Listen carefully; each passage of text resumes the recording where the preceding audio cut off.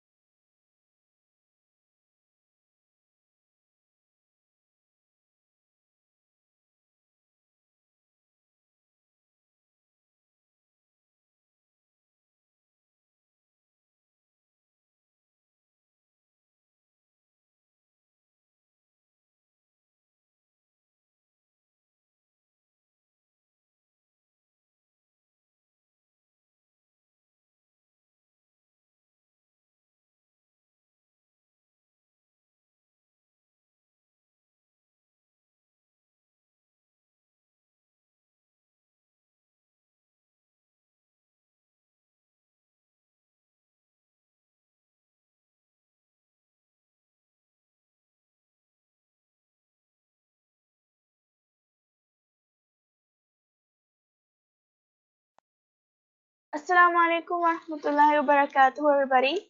Welcome to our monthly primetime event. My name is Maniba and I am your host today on behalf of MCNA and YJ. We are Muslim Children of North America and Young Muslim Junior, and we are part of ICNA, which is Islamic Circle of North America. We bring you primetime event every month, once with a new speaker and a hot topic. Our goal is to please Allah subhanahu wa ta'ala and give our youth knowledge and leadership skills so that inshallah you can be successful in this world and the next.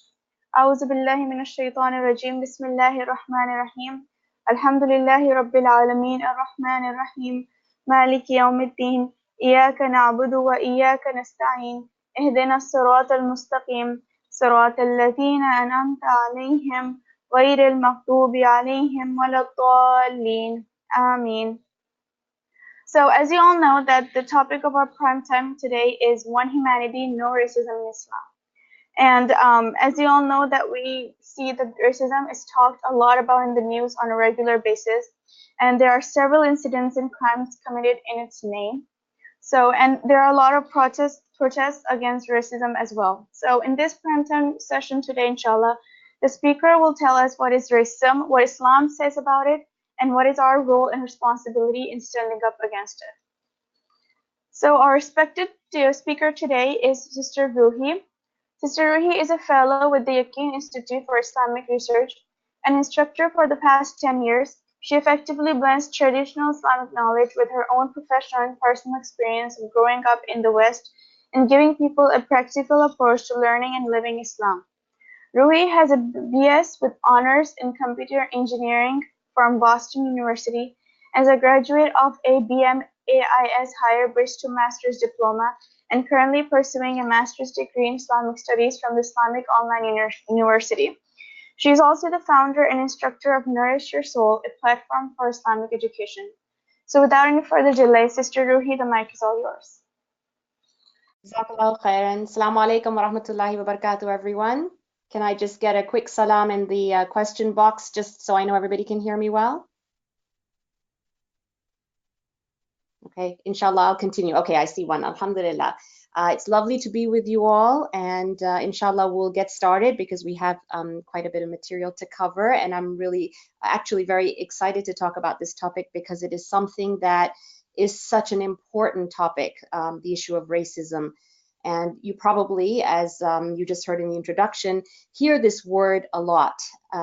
What we want to start with, I think that would be helpful to all of us, is to really get a clear understanding of what racism is. It can mean a lot of different things to a lot of different people. And so, inshallah, what I just want to give us is a little bit of an outline first, what racism is and the different ways that it can appear around us. Sometimes we're not even aware of that. And then we can talk about what we as Muslims need to know about it in particular and how we should handle it. So racism is a word that's used when one person or a group of people, they essentially discriminate against somebody else. And that word discriminate, what that really means is that it's when you believe, when they say one person believes or acts in a negative way, in a way that would be harmful or a way that wouldn't be liked at the very least and would be hurtful to somebody. When someone has that kind of an attitude or behavior towards another person or even between groups of people, but it's based on the way that that person appears, their race. Their race would be obviously where they're from in the world. We have many, many different races that Allah subhanahu wa ta'ala has created. So racism is derived from that word, that when people of different races judge one another in a way that isn't appropriate, it's harmful, it's not a way that's welcome. So it's the belief in particular that one particular race, so somebody of a particular race, thinks that they're superior to another person just because they're of a particular background or a particular culture, or they speak a particular language. They think that that's better than somebody else. So racism can be expressed, as I said, individually, and it can be done deliberately. Unfortunately, there are many people who throughout history have felt this way, and they do deliberately act in this way towards other people. They show their feelings openly, and when they're in a social setting, sometimes it's done very deliberately and maliciously, but the part that's even more dangerous is sometimes it's happening without people realizing that it's happening around them. Sometimes people are, racist without realizing that they're coming across that way. So we really want to understand it thoroughly, I think, inshallah. And yes, I see some comments there about slavery, and I see some, what do I do? I'll get to that, inshallah. So Jazakallah khair for the comments, and I'll try to make this interactive as well. So far everybody's following me, right? That was a very, very broad definition. So good, alhamdulillah. So what we've learned so far is that this is a sentiment and sometimes negative actions from one group of people to another, or one person to another. Also, we need to know that it's important that racism happens all over the world. And it's been happening throughout history since the first people walked on this earth. And I'll talk about that more when I talk about what Islam has to say about it, because it goes back to the creation of man since that time. But I want to look for a minute at where we live, because we all, for the most part, we need to look at our surroundings and kind of see how this affects us in a way that we can understand what it really means and what the dangers are. Let's look at the US. Let's look at nationally within the United States, where we all live.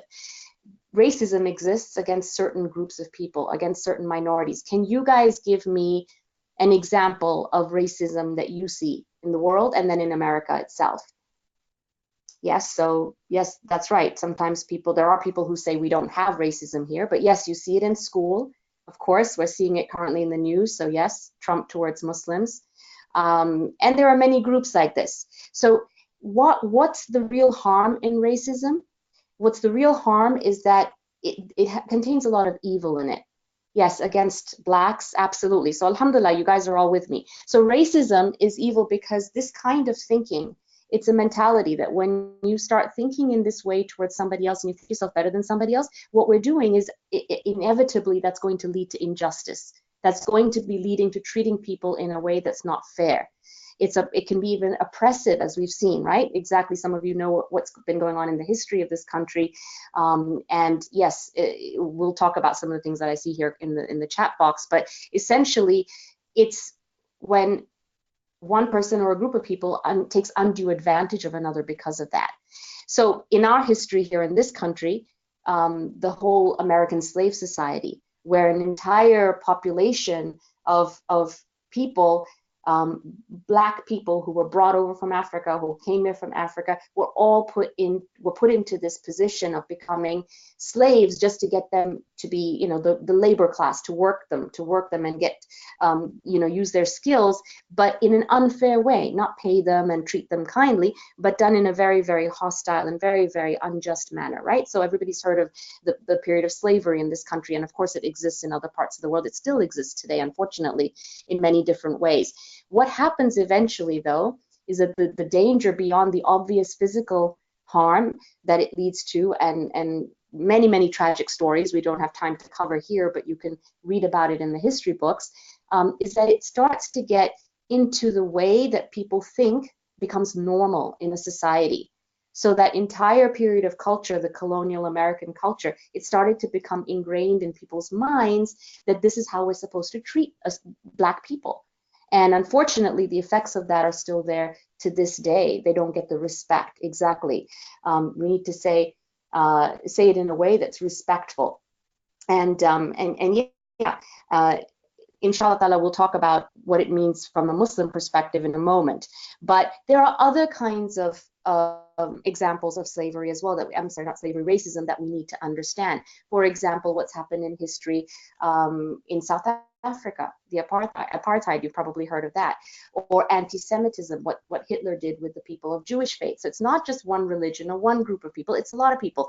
And now we're seeing it, unfortunately, us as Muslims, what are we seeing? Islamophobia, right? A lot of what you see in the news that's called Islamophobia, which is that an entire group of people, us Muslims, are being labeled as a particular, almost treated as we're like one race, that a whole host of people who don't like us or are judging us in a way that they shouldn't be are actually, very hostile and negative towards Muslims. And that's not just happening in America, it's happening in a lot of different places all across the world. And today we see that in particular unfortunately with the Muslim world, you see it happening where, the persecution of Muslims in China, where they're a minority, the persecution of Muslims in Burma. So yes, discriminating against an entire religious group does count as racism, because they're being lumped into what people think of them as a race, as opposed to, even though it's a religion, actually, right? So when it happened against the Jews, it was because they were Jewish. When it happening against different people for different reasons, and South Africa is because they're Black. So this was between white on Black, like that.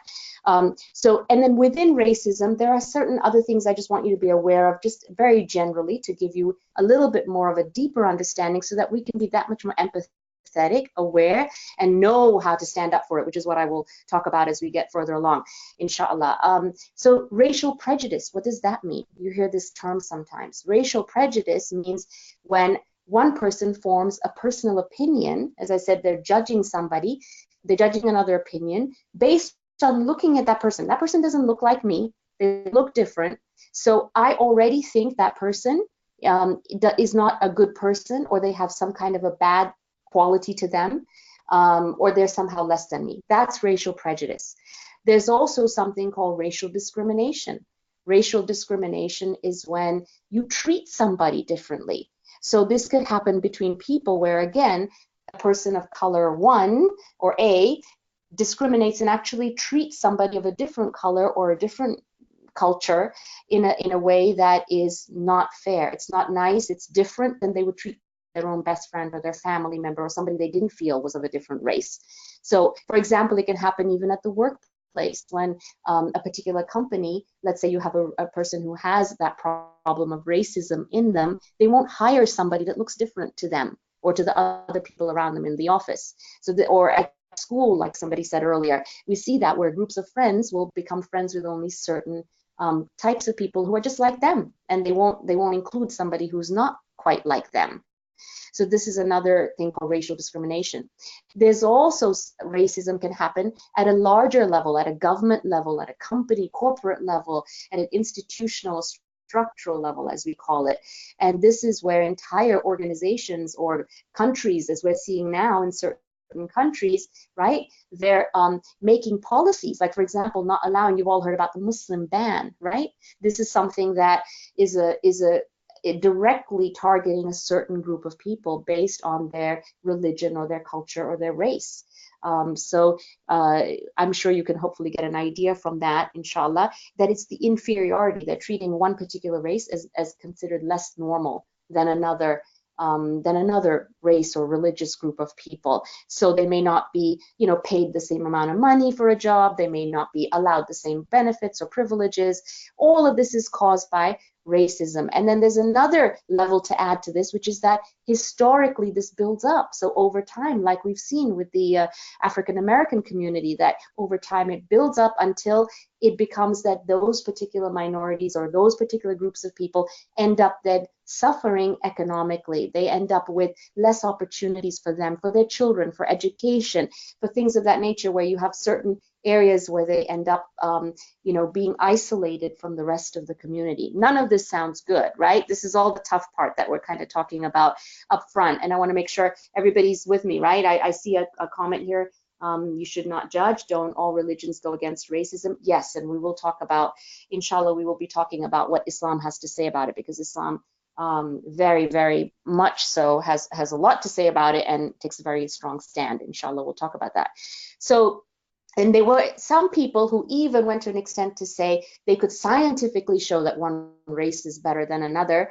May Allah protect us all from the thinking like that. But I just want to mention that to show you the level that human beings can go to show hatred, to show that, or to make themselves feel better because they have that kind of arrogance in them. And that's what it really boils down to. And we'll break it down a little more. What about the Muslim community now? Let's bring it to us. Now we understand sort of globally how this has happened and how it's happened historically. What about us as the Muslim community? I want to talk about it from two different points of view, and I'm going to ask you guys some stuff now. So first thing is against Muslims all over the world. So I gave some examples earlier about how Muslims in, for example, we talked about in China, right? I mentioned that they're suffering right now because of this kind of, they're being put into one category based on what is being seen as one ethnicity or one race to justify that, they can be discriminated against. So, this is perhaps why you see so many Muslims, alhamdulillah, in our country now. We're seeing it a lot. You probably see it in your community, that people are coming forward, Muslims are coming forward to try to stand up for and support, these kind of social justice movements like Black Lives Matter, that we want to stand up for human rights. This is why, because many parts of the Muslim world and in places where Muslims exist, this is happening to Muslims. One of the statistics, one of the things that I was able to pull up that's just news from this week, believe it or not, in America, American Muslim families, so families like your family, my family, 1 out of every 3 American Muslim families, they've reported that there is some kind of bullying in school for religious reasons. So, kids your ages perhaps are experiencing this. I'm sure, I'm going to leave a few minutes at the end where you can tell us about your experience, and maybe you might be seeing this kind of thing happening around you. But these are some of the statistics that it's very common. It's sad, but it's very, very common. And yes, somebody just mentioned about 9/11 and the impact after 9/11. No doubt that's had a big part in bringing that to light, because it has definitely worsened since that time. It was not nearly as bad before that, although it has always existed. So that's one aspect, is when outside the Muslim community, people are discriminating against and showing racism towards Muslims. And it, as I said, racism, prejudice, discrimination, they're all kind of connected together. So you'll hear me use these words interchangeably. What about, though, and how much do we spend time thinking about within the Muslim community? When you think about the Muslim community itself, do you guys think that all Muslims accept other Muslims as being equal? And do you think that there's some problems there within the Muslim community? I'm going to give a minute there to see if anybody has anything to say about that. Do you think there's such a thing as racism within the Muslim community? Yes or no? Yes, no, yes, no. I see some yeses. Yes. This is where, and sadly, yes, there are good. I see a lot of responses there. Alhamdulillah. So you guys get it, that we do see it.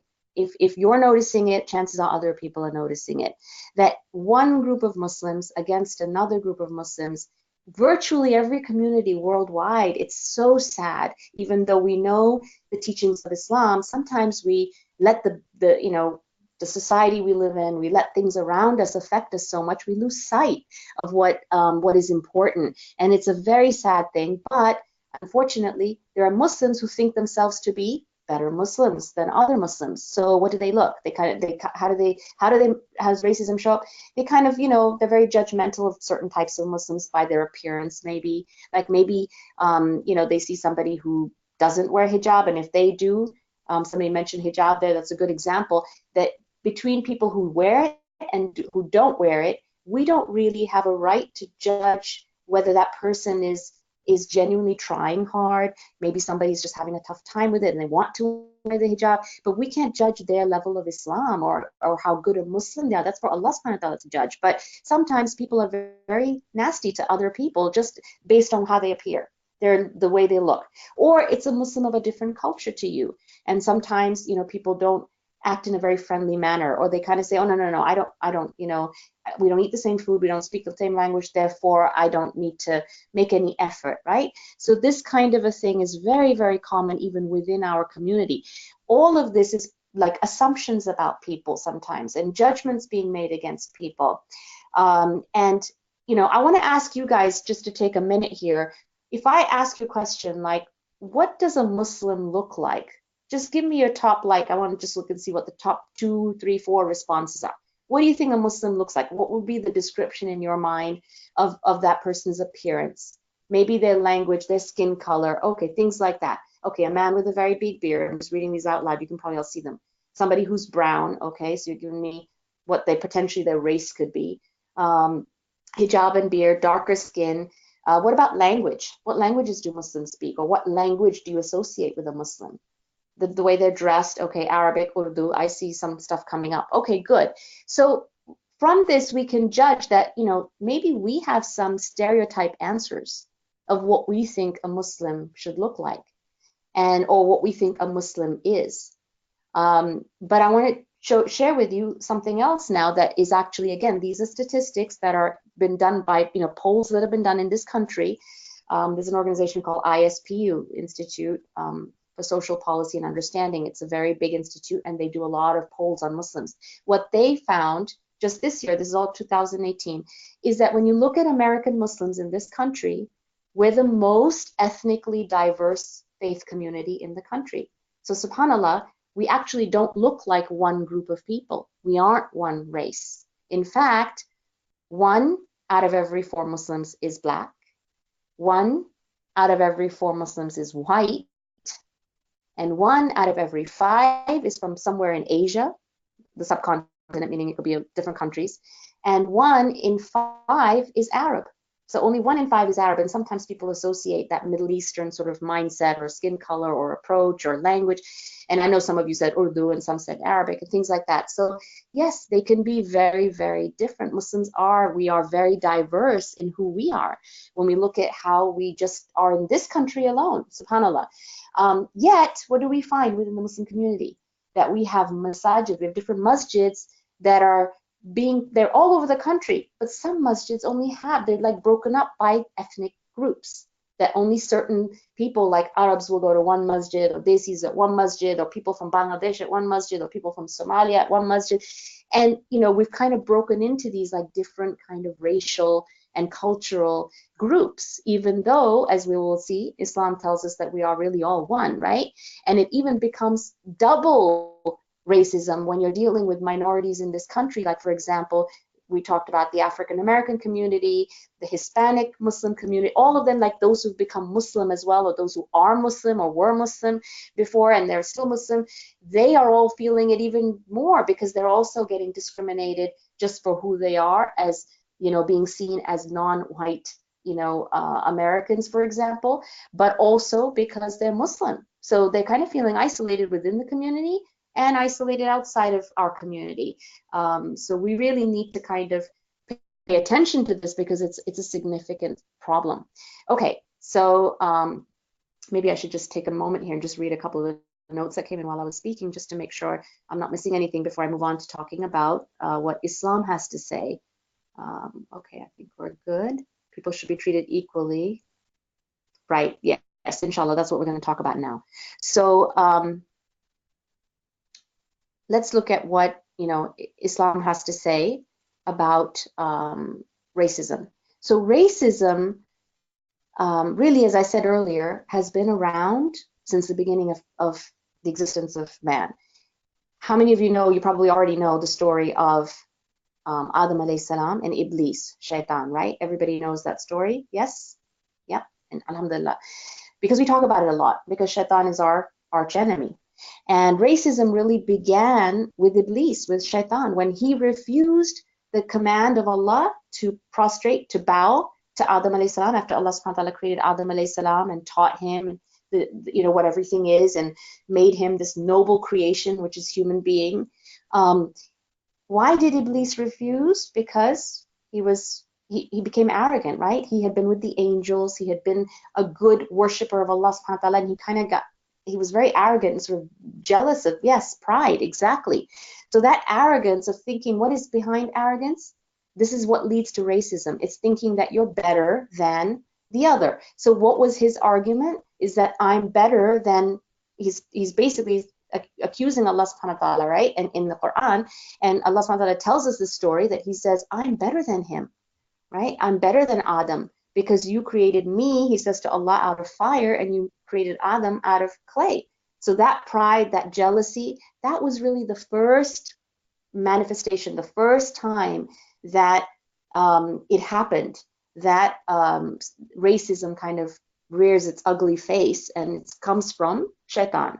So that's where we get it from. Now, that's the beginning of humanity's existence. But what is it that carries forward from there is the example. And that's the example. We're supposed to learn lessons from the Quran, from the story. And it's not just a story, right? And so one of the major lessons we take is that attitude of arrogance, better than someone else, not humbling ourselves before Allah subhanahu wa ta'ala, and considering we are all the creation of Allah, that we all need to worship Allah.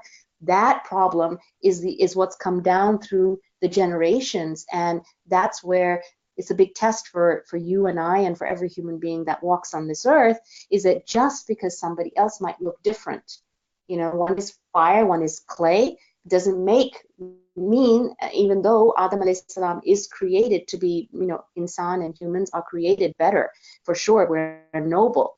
But we can easily become like Shaitan if we don't watch for this. Yes, Habil and Qabil, yes. So all of these are examples, and then later on, many of the stories of everything that's good versus evil has this kind of connotation in it when you're thinking about people's behavior toward the other. So that's where racism came from, and then it translates into skin color, the way people speak, the way people dress. All of that became the basis for how people ended up developing this quality. So in Islam, when Allah subhanahu wa ta'ala teaches us the story, he makes it very clear that this is strictly forbidden. It is haram, as somebody said it earlier. It is forbidden. It is sinful to judge somebody and to live your life in any way feeling like one is superior or arrogant. In fact, anybody who has even that little teeny bit of pride in them, Allah subhanahu wa ta'ala doesn't accept that from them, and they have to clean their heart of it in order to be able to go to Jannah, right? This is something Allah subhanahu wa ta'ala and the Prophet ﷺ have taught us through the example that we have in the Quran and the Sunnah of so many different instances, that we should try to humble ourselves. We should always think well of others. So Islam teaches us that we're all equal in the sight of Allah. And yes, Adam is made from clay, but Allah made all humanity. He made Adam alayhi salam, and first of all, he took clay from all over the world. We have a beautiful hadith in which the Prophet ﷺ, he told us that Allah created Adam from a handful that he gathered from the entire earth. So the sons of Adam come like the earth. What does this mean? That means that all of us as people, human beings, we're from all over the world. And we're from the earth from all over the world. And so he says in the hadith, some of them are red, some are white, some are black, and some are in between. And that kind of is like real, right? When you think of people's skin color, it can be different. We can all be different shades and still be the same. And then he continues the hadith, he says, some of them are easy, some of them are difficult, and some are evil, and some are good. And so what this tells us is that people come in lots of different colors and different temperament. We have different personalities. All of these things are there. by design. Allah subhanahu wa ta'ala is the most perfect in every way, and He created us in the most perfect form, and that whatever you are, that's perfect for you. And that's how Allah subhanahu wa ta'ala made us. And that the only thing that makes one person better than another person is what? Does anybody know? How can one be judged better than another? Praying? Close. There's something even more. Praying is a part of it. Your deeds, yes, but all of that together is pleasing Allah more. Yes, that's really close. Basically, what Allah subhanahu wa ta'ala calls in the Quran, taqwa, right? Piety. The person who's good and in the sight of Allah because they are working for the pleasure of Allah subhanahu wa ta'ala. They're doing everything they're doing to try to get close to Allah. They're the most righteous person. That person, so Allah says in the Quran, in Surah Hujurat, in Ayah 13, He says, "O mankind," He's addressing all of us, Muslims, non-Muslim, everybody. "Indeed, we've created you from male and female, and made you peoples and tribes that you may know one another." Meaning you're from all over the world. You came from Adam and Hawa, but you're all from all over the world, and you're different types of people, and you're in different families, and you're in different communities. And then He says, "Indeed, the most noble of you in the sight of Allah," meaning the best person, "is the one who's the most righteous. Indeed, Allah is knowing and acquainted." And why does He tell us that? Because He can judge things the way we can't. He sees things the way we don't. He knows everything and we don't. So ultimately what that tells us is that you and I can't judge somebody else just by looking at them, right? We can't see inside their heart. We don't know their connection to Allah. We don't know how good a Muslim they are. We don't know how much they want to be a Muslim. We don't know how righteous and pious they are. I'm hearing from some, I'm seeing connection is bad. Does everybody hear me okay? I want to make sure everyone can hear me. Good. Okay, alhamdulillah. Maybe that person can try to log back in. Okay, so we don't see that. And so therefore we can't judge people on their appearance. This is what it teaches us. And in the very final sermon of the Prophet ﷺ, in the Hajj that he did, and this was just not too long before the Prophet ﷺ passed away, he said in that sermon at Arafah during the Hajj, he said, "All of mankind is from Adam and Eve, and an Arab has no superiority over a non-Arab, nor a non-Arab has any superiority over an Arab, and also that a white person," meaning a white has no superiority over black, nor black any superiority over white, except that they are pious and they have good actions. Meaning that's the only thing that can make one person better than another. Not the fact that they've got so much money, not the fact that they, live in America, not the fact that they're American, not the fact that they, they were born here. None of that matters. Not the fact that they have the coolest gadgets or they have, the whatever it may be. You can't judge a person by the phone they carry or by the clothes they wear or by how they speak even. It's all inside. And Allah subhanahu wa ta'ala, and yes, our character will show. So that is a good sign that, when you see good character. But besides that, it's not our place to judge people to that extent. And of course, the Prophet ﷺ, he gave us the best example in the way he interacted with people. I'm sure you know stories from the Seerah and how he interacted and talked with and lived among his companions, the Sahaba. And, there was just so much respect for everyone that no matter whom he was speaking with, no matter what the situation, whether it was a good time, whether it was a difficult time, whether it was a challenge, whether it was during disagreement. Think of some of the times we get most judgmental towards somebody else. It's when they don't agree with us, right? It's when suddenly you think like, oh, as long as we're friends and we all think the same and we want the same stuff, that's good. But sometimes you don't have it, you disagree. But even at times of conflict and disagreement, the Prophet ﷺ maintained his even kind of treatment of everybody, respectful.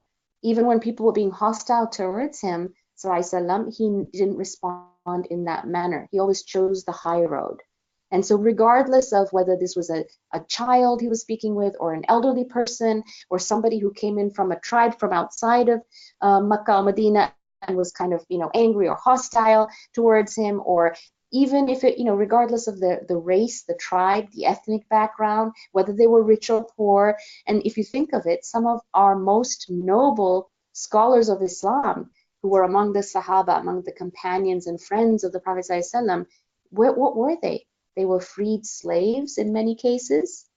who rose to this noble status because Islam has no room for racism, because Islam has no room for that kind of judgment of anyone based on where they came from. Yes, like Bilal, exactly like the woman who threw trash. So these stories, alhamdulillah, that's exactly what I was thinking, is that people like that who are amazing role models for us, may Allah be pleased with all of them, they, many of them were from non-Arab descent.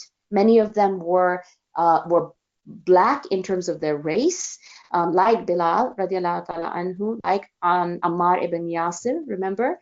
His mother is the first, Sumayya, to be martyred, the first female companion to be martyred. And they were, a lot of these people were in persecution in Makkah, heavy persecution. Ayman, who was radiallahu ta'ala anha, she was like a mother to the Prophet ﷺ. She was there with him from the time, also known as Barakah. Julaybib, Abu Dhar, all of these are companions of the Prophet ﷺ that you can read their biographies and their stories, and they were amazing people. But they weren't necessarily the same to look at. They weren't necessarily Arabs. They were people who sometimes, even if they were born in Makkah, they might have originated from somewhere else, Ethiopia, Abyssinia, whatever, back then, and they would, or where they come from tribes where their skin colors would vary, and so they didn't look the same. All Muslims don't look the same, and that's from the beginning of our Islamic history in the time of the Prophet ﷺ. Okay, so hopefully everybody gets an idea so there's no room for racism or prejudice in Islam. Everybody clear on that?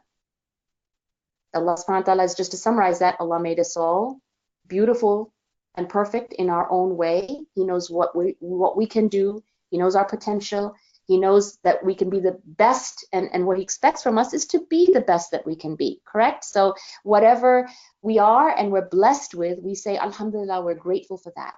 And we don't judge by he looks like this, she looks like this, I'm not that. We're all beautiful in the sight of Allah because he created us in a perfect way that is befitting of the way Allah creates, that none of us can judge or be ungrateful for. And within that, yes, some people look different. Some people are fully capable of certain things. Some people are less capable, physically, mentally, doesn't matter. All of that is within the creation of Allah subhanahu wa ta'ala and the unity we share as human beings and humanity. And within that, we are all different. Somebody's asking me a question here. People that are not Muslim, I'm not sure I'm seeing all of the question. If you want to type the rest of the question, I'll try to get to it. Abbas, go ahead and put whatever else you were trying to say there. I'm not sure. But anyway, yes? Can I read the question? Sorry. Do you want me to read the question, Sister Rahi? Yes, I can see all of it. I can't see all of it, so yes. I want to know that the people that are not Muslims, can they still pray? Oh, can not Muslims? Yes, of course they can pray. We always welcome, if they are not Muslim and they're praying to whomever they pray to, that's a matter that we pray for their guidance, that they recognize that Allah subhanahu wa ta'ala is the one creator and the only one to worship. And even people of other faiths do recognize Allah subhanahu wa ta'ala as the one God, but they pray in a different way. So that's, we pray for people who are doing that we want them to see the light of Islam, and we want Allah to guide them to Islam. But if you're asking, if the question is, can they pray like as in Salah, can they join us in Salah? Absolutely, because we want to welcome them to Islam. And maybe they're trying to learn, and maybe they want to, so inshallah we welcome everybody, and we certainly, in terms of discrimination or anything that I've said about racism, whether we're dealing with a Muslim or a non-Muslim, we should have the same kind of approach, that we shouldn't be racist towards anybody or hurtful or harmful towards anybody. And just because somebody's not Muslim today doesn't mean they might be Muslim tomorrow. So in fact, this is an example from the teachings of the Prophet ﷺ, that he encountered many people who were not Muslim first, and then they went on to become some of the closest companions. So inshallah, we hope that, we hope that they starting to pray is a good way. So whatever they're doing, inshallah, we ask that they come to Islam, and we pray for that. So I'll come back to the questions in a few minutes if I have some time at the end, but what I do want to focus on now, if it's okay with everybody, is let's talk about let's get to some real examples that concern you and me. Let's talk about people who are experiencing racism, because as I said, 1 in 3 cases of bullying just amongst in the statistics for American Muslim families. So that's pretty high. When I saw that, I was pretty surprised to see it that high. And yes, there are still places in America racism is actually happening every day around us. It's in the news. It is everywhere and all around us, unfortunately. And it's not just Muslims who are suffering that, as we said earlier in the beginning. So what can we say to the people who might be experiencing it? Some of you might be feeling like somebody's got a little kind of a, they look at you strange, or they talk to you in a way that's not very nice, and you're thinking maybe it's because of the way I look or something like that. You might have experienced it, or maybe a family member or a friend. So one thing I want to mention about racism that's unfortunately it's so dangerous, one of the negative effects of this, and this is why it's so evil and so harmful, is that people can internalize that. What do I mean by that?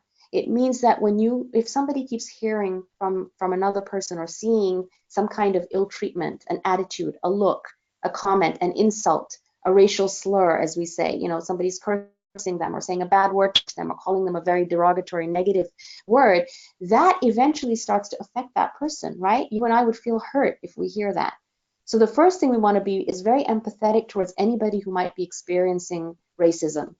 Whether it's you or whether it's somebody you know, we're never going to belittle somebody being hurt. That's something we want to try to help right away. So if you are somebody who's feeling that way, we want to understand that pain, because that's not a very, that's something that needs to change. And you shouldn't live with that thought in your heart. And it is very unfortunate, but many people have suffered this. And I gave the example of the African American community that many people in that society have socially, economically, psychologically, they've fallen behind because they started believing those things about themselves, which is so sad. When I just, what did we just talk about? That Allah subhanahu wa ta'ala says there's no room for that. That you are equal, you are capable. They're as capable as you are in school of getting an A, or getting to the next level and going to college and getting good degrees and learning and excelling in life, in dunya, and of course in the deen and in akhirah. There should be no difference. But unfortunately, some people think they're a failure because somebody thinks of them that way. So that's one thing to mention about it, that we need to be very empathetic towards anyone. And this is why we should rise to try to help. And I will talk about that here before we end as to what we can do. The second thing is to recognize, what will help us to come out of this is to recognize that we are all special in the sight of Allah. We're very important to Allah subhanahu wa ta'ala. Allah is always with us, and we can do a whole nother talk on topics like that. But essentially for this purpose, we need to know He created you as beautiful and special in whatever capacity you have, whatever qualities you have, the way you speak, the way you look, the culture you come from. Just because you eat certain types of food and somebody else may think something of that, doesn't matter. Allah has given all of these things. And whatever your skills are, whatever your strengths are, there are things that are really awesome about you. So you have to remember that. And I know it's hard when somebody's saying something bad, but remember that Allah is with you. Your loved ones are there. That's what matters. And no one can take that away from you. Even those insults can't take that away from you. The other thing we can do that's very important for us to remember, we're always seeking refuge. We're seeking protection with Allah through our dua and our salah. This is when we talk to Allah subhanahu wa ta'ala. When we read the Quran, He's talking to us. We take the strength and the guidance from that we learn that who we are as human beings, that Allah subhanahu wa ta'ala, the Quran is full of stories about people, about you and me. It's lessons for us. When we pray and we make dua, we're asking of Allah, we're connecting with Allah. No one can protect you like Allah subhanahu wa ta'ala can. He is the most aware and knowing of what is best for you. And He wants us to ask Him, and He will respond. So that's important. How do I deal with it though if I've got somebody right in front of me in a particular situation? Is tit for tat, meaning like, do I just, fire back at them with an insult? It's not always the best solution. The first thing we try to do is obviously we would like to try to resolve. If you know somebody has a particular attitude towards you, try to extend a positive response. Try to correct them in a gentle way. Don't be rude or harsh in response. Try that first. If it can work, respond positively. If that just doesn't work, then we can walk away. If we want to, we can walk away, but we don't always have to be disrespectful to somebody in response. However, that is rare and well and good where it's limited to, maybe words. We pray for everybody to be protected, but some cases it gets further than that. It becomes bullying that becomes really harmful and dangerous physically, or something else like that. Anything that, even in the form of texts or emails, things of this nature, parents, I'm sure, are being made aware of it throughout the country. We have schools that have anti-bullying programs. There's no room for that. So if anything like that develops, then the first thing we need to do is to remind ourselves we have to report that. You go to the nearest responsible adult, your parents, of course, your teachers, whomever, wherever you are, the nearest responsible adult, you need to go and you need to say something. You don't try to take that on in a way, that would be a possibility for more harm. We want to keep everybody safe. So that's, hopefully I'm making that clear. So there's so many situations there. I'm talking about when it's something that's very manageable, that you can maybe try to shift a person's thinking. Yes, talk to them, try to show a positive, hand of a gesture of friendship. But when it's harmful potentially, then absolutely you need to go and report it. The other thing we need to remember is that your true friends will always appreciate you for who you are. So look very carefully around you at the company you keep. Make sure that you're looking for good company. Make sure you're avoiding groups where, chances are, if you hear people, who are making fun of others, looking down on them, tomorrow they could be doing that with you. So you want to avoid groups where conversations like that are happening, where people are unnecessarily poking fun at somebody else. We don't want that. That's not necessarily going to be the best company now. Now, obviously, if they change, alhamdulillah, but if they don't, you probably don't want to make them your closest friends. You want to try to make the situation better by setting a good example. What can we do as Muslims? Can you hear me? I'm here seeing a voice is low. Am I still okay on audio? Yes? Yeah? Okay, I'm seeing comments. So I'll keep going on that. Okay, alhamdulillah, good. Okay, so the last bit here, and then I'd like to open it up for some questions and maybe some thoughts. But what can we do as Muslims? So now I'm shifting from you maybe having seen it or experienced it yourself to what do I do, or what can we do as a community? What can we do as individuals? And that's really how we want to leave this, is being empowered by the knowledge that we've gained. So that's the first thing to note, is that our deen is all about knowledge and then action, right? This is what Islam is, knowledge and then action. So knowledge is very empowering, but it's only empowering when we use that knowledge. So use what Allah subhanahu wa ta'ala and his Messenger sallallahu alaihi wasallam, what we've learned from them, what we've learned from the Prophet's teachings, that, and the guidance we have from him, that put it into action in the way that he did, in as much of a way that we can. We're not going to be that perfect. He's the best and most noble of example for us, the Prophet ﷺ, but we can try, and within our own lives, in our own daily situations, we've got plenty of opportunity to do lots of good stuff that, inshallah, is following along those lines in terms of how we treat people.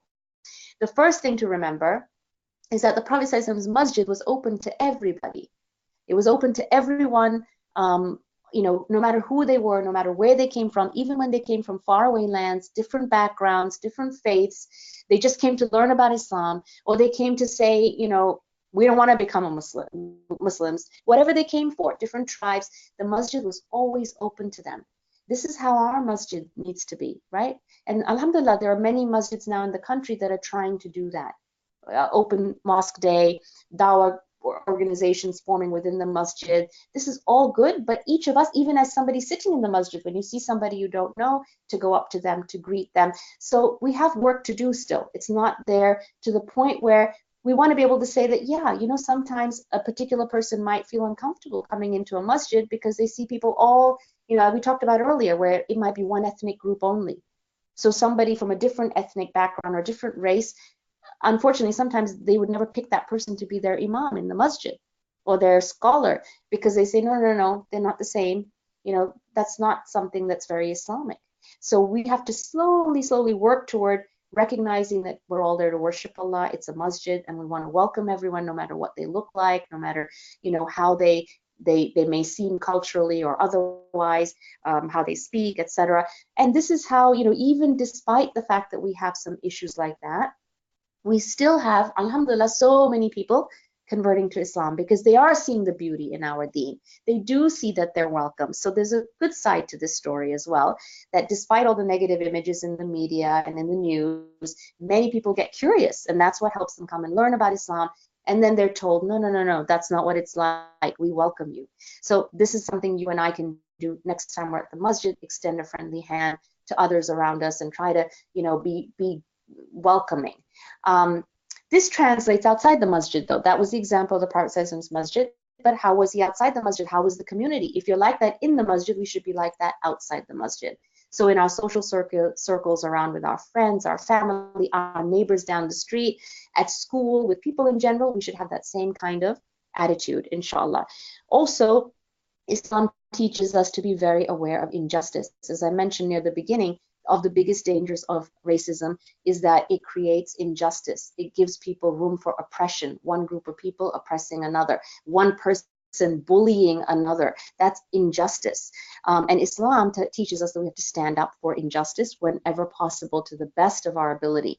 And that could mean that for you and me and for all of you guys who are relatively young, mashallah, you would join your family. You would join your masjid or your Islamic organizations and communities like MCNA and ICNA and whoever organizations are doing whatever good work they're doing, and maybe even with some non-Islamic anti-racism groups and civil rights groups in educating the community at large, right? In maybe you'll see that there's a lot of writing to people who make the laws, attending peaceful protests, donating your money where you can. Sometimes, you can do fundraisers. Even kids can help a lot in this kind of stuff to raise awareness, make posters in school about, against, just to educate people against, being racist and so on. Speaking up about it in any way you can. And, in the Quran, Allah subhanahu wa ta'ala has taught us in Surah Nisa, there's an ayah that, oh, you who believe, stand out firmly for justice. To be just, meaning as witnesses to Allah. This is our job.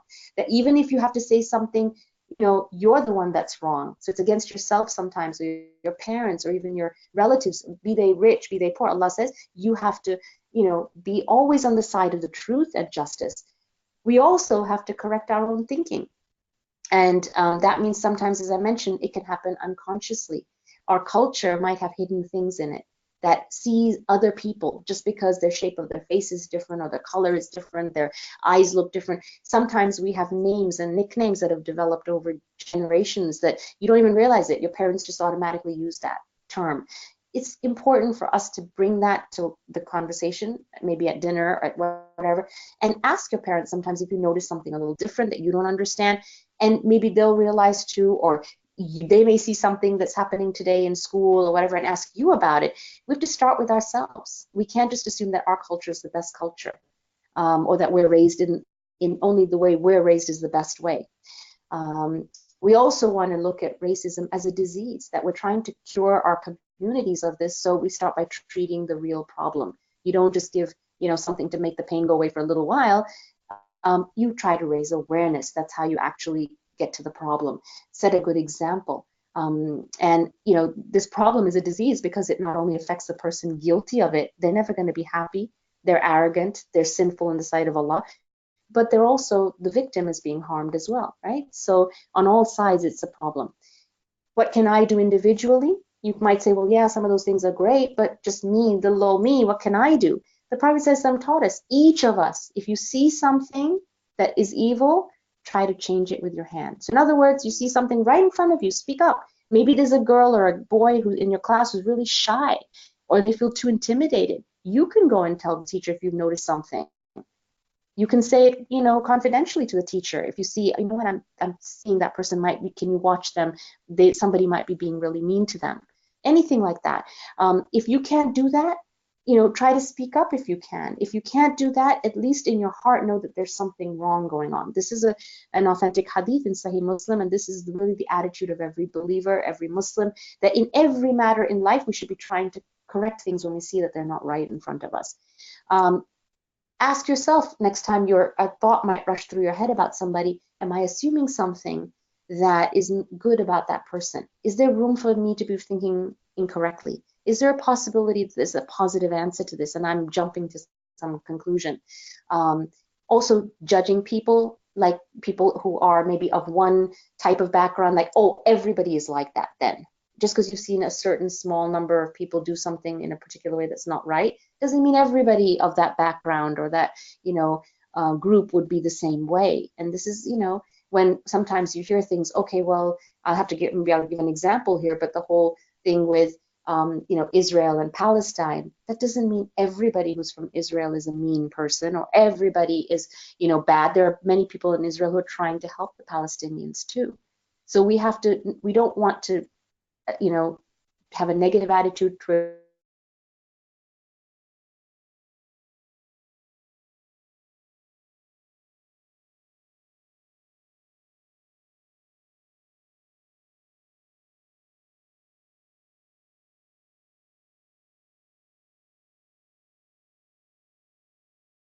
Assalamu alaikum, Sister Ruhi. We just lost you there. We cannot hear you anymore.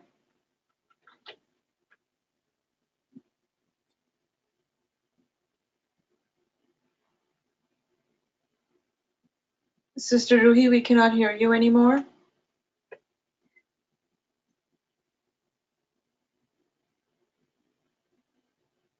So I think Sister Ruhi's connection got lost. Maybe she's trying to log back in.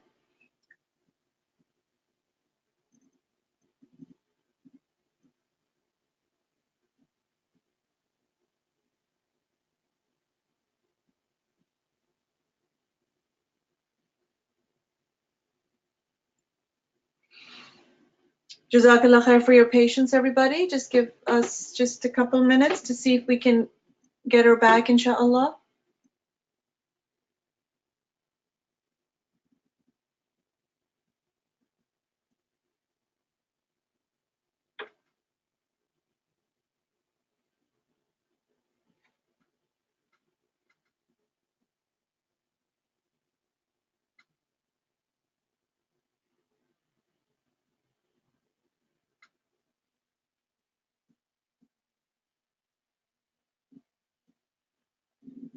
No, Sister Ruhi, we cannot hear you.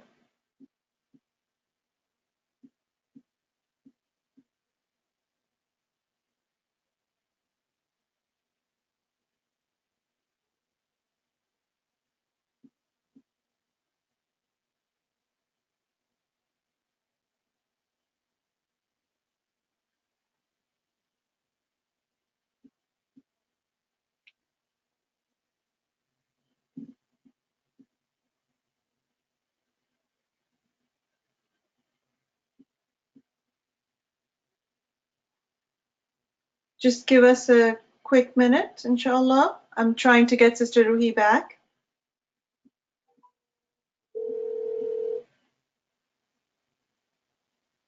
Okay, I'm here. Yeah, okay, assalamu alaikum. Jazakallah khair, yes. Okay, can you hear me now? So sorry, I had no idea what happened. It's showing I'm still in the webinar, but in the interest of time, we'll try to finish up here. Yes. I'm so sorry, guys. I don't know what happened. I was talking and all of a sudden it was gone. You can all hear me now? Can you hear me? Hello? Yes, they should be able to hear you. Okay, all right, great. Okay, so, all I was just trying to finish up with there was basically us at an individual level. People can sense our body language. They can sense the expression on our faces, and they can tell if we're being judgmental or friendly or welcoming. And so all of these things are important for us to keep in mind as individuals when we're interacting with other people around us. Backbiting, even backbiting kind of comes into this because the Prophet ﷺ said that anything that you say about somebody when they're not around that displeases them, that's backbiting. And then when one of the companions asked, well, what if I said something true? What if I described them like the way they actually are? So in other words, you could have described somebody who, not in a very nice way, in a way that would be considered racist, right? And he said, if you're doing that, if you describe them and they're not, that's backbiting. But if otherwise it becomes slander. It means that if you weren't correct about it, it's kind of like you label them a certain way that it wasn't even actually true.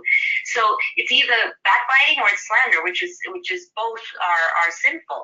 So we have to think about that next time we hear things that are kind of ethnic jokes, for example. That's not innocent humor. That's something that can be racist, can be very hurtful, can carry a lot of prejudice in it, has bigotry in it. These are all negative terms. Comedians, even sometimes Muslim comedians, unfortunately, we don't like it when all Muslims are labeled as terrorists, right? We're not. So it's not correct we would feel hurt. So we shouldn't be joking about some of those things. And in the Quran, Allah subhanahu wa ta'ala tells us explicitly not to make fun. One group of people shouldn't make fun of another group of people. And also try to say something nice in defense of somebody if they're being kind of attacked in that way. Try to speak up for them in their absence and say something nice. This is important also, because if we help somebody in their time of difficulty, Allah will help us. And this will be rewarded on the Day of Judgment. He will lift difficulty from us. So alhamdulillah, there's lots of things. We can also learn about the challenges that people have faced. It helps us to become empathetic, helps us to develop some compassion, to be able to do what they have done in order to try to help people come out of this kind of mentality of racism. For example, people who stood up through history in America, like Malcolm X, like Muhammad Ali. These are names you've all heard of, and I'm sure some of you in school would either do biographies or studies of them. They are now known. At the time when they were doing their work, people were, criticizing them, but this is what they were standing up for, is that, we are all equal in the sight of Allah, and it's important for all of us to be aware of it. And reaching out to people of different backgrounds, this is something we can do, but particularly at certain occasions like at Eid, or when somebody's going through a difficult time in their life, be the first person to say salam, even if they're not part of your circle of friends, or they don't necessarily seem to be like you, or they might be new in town or something. Share your food, share a smile, that's sadaqah. And this becomes da'wah to the public when they see Muslims smiling at strangers. So even in the grocery store, even at the library, even with your parents out and about in the mall, be somewhat, welcoming to people so that they think of Muslims as, okay, we're not racist. If anybody, it's not coming from us. And the last thing I'll end with is to make dua. Make dua for everybody who's being treated unjustly. May Allah subhanahu wa ta'ala guide us all to really become aware and to stay aware not only of what happens from within us, but also of those around us, so that we can be of help to people in a real and meaningful way. And we pray to never be that person who treats somebody unjustly or shows any kind of prejudice or racism or hatred, or assumes anything bad. And also, we also need to remember and with this to ask Allah for forgiveness, because there may be times when we have caused harm to someone. We may not have even realized it, but our words, our actions, all of these things, especially if we did something knowingly. So with that, I'll hand it back to you, Saima, if you think there are questions, if you want me to. Otherwise, the timing, and inshallah, maybe you can tell us if we have a couple of minutes. So yeah, no, Jazakallah khair. I think you were able to, because our time is up. So inshallah, yes. We won't take any more questions. Okay. So Muniba, if you can come on the mic, please. So can I just sign off then? I'll just say salam to everybody. I just want to end it with subhanakallahumma bihamdik, ashhadu an la ilaha illa anta, astaghfiruka wa atubu ilaik. Jazakumullah khair for all of your time. I really appreciate it, and I hope that you found this to be beneficial and a good discussion. And I apologize we didn't get time to answer every comment or question, but I tried to keep it going as much as I could. Yeah, no, Jazakallah khair. Thank you. Thank you to all of you, to the organizers, for having me. Yeah, no, just stay for one more minute. Yes, okay. Yeah. Okay, Muniba, yes. Jazakallah khair, Sister Ruhi, for an amazing class, mashallah, and for the amazing reminders. It is so important for us to look within to make sure that we are including ourselves. We have to be welcoming at our massages to include all Muslims, no matter what they look like, and actually go out of our way to welcome them. We have to make sure we are inclusive in our classes and schools and not ignore them just because they look different. Jazakallah khair, Sister Ruhi, for an amazing class. As a reminder, if you are registered for the YMJ course, the third class will be tomorrow at 7. So make sure you're there on time. Inshallah, we have a different topic, and I hope you all are excited for it if you're registered for it. Subhanakallahumma bihamdika nashhadu an la ilaha illa anta nastaghfiruka wa natubu ilayk. بسم الله الرحمن الرحيم والعصر إن الإنسان لفي خسر إلا الذين آمنوا وعملوا الصالحات وتواصوا بالحق وتواصوا بالصبر. السلام عليكم ورحمة الله وبركاته. وعليكم السلام.